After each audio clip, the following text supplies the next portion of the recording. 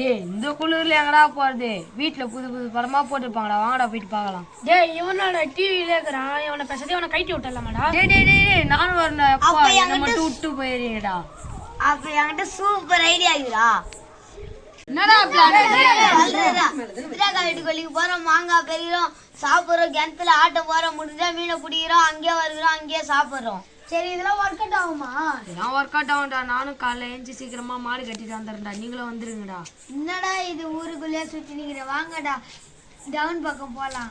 அவன் போனா போண்டா, நம்ம பிளான் படியா நம்ம சுத்தலாம்டா. சரி ஒரு நாள் பிளான் போட்டு சுத்துறோம், மீதி 10 நாள் என்னடா பண்றது? டேய் நம்ம ஊர் எவ்வளவு பெரிய ஊர், நம்ம ஊர்ல சுத்துறதுக்கு இடம் இல்ல. டெய்லியும் ஒரு இடத்த பிடிக்கிறோம், அங்கே என்ஜாய் பண்றோம்.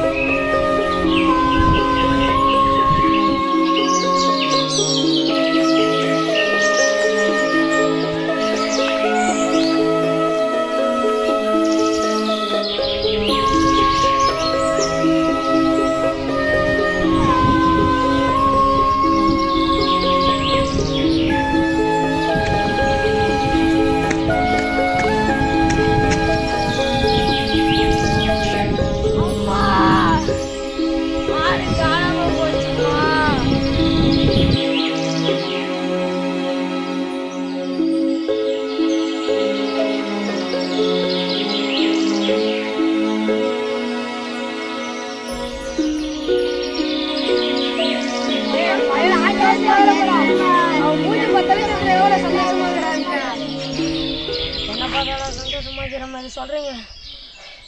நானே என் மாடு காணுங்கிறேன்டா. டேய் உன்னை பார்த்தா ஏதோ மூங்கிட்டு வந்த மாதிரி கேறடா. என்னோட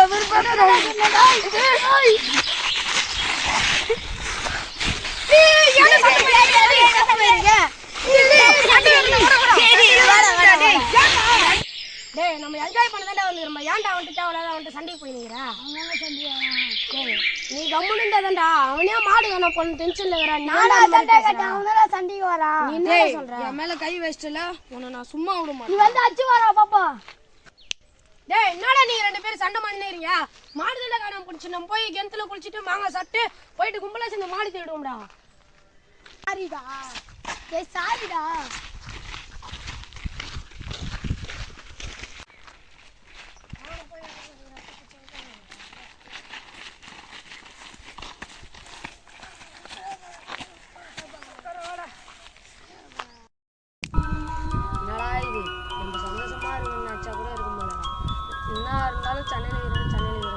டேய் நாடா சும்மா சென்னை சென்னைன்னு நினைக்கிறேன். இந்த மாதிரி கிராமத்துல பழகத்துக்கு சென்னைக்காரங்க எவ்வளவு ஏங்குறாங்க தெரியுமா? டேய் நம்ம வாழ்க்கையே இப்படிதான்டா. பிறந்திருந்தா உனக்கு பணக்கார வீட்டில் நான் பிறந்தே இருக்கக்கூடாதுடா. டேய் என்ன உங்களுக்காக நான் சென்னை கூட போகாமக்கிறேன், நீ என்னடா சண்டை மாஞ்சி நிற்கிறீங்க? சரி விடுங்கடா, டே கஷ்டம்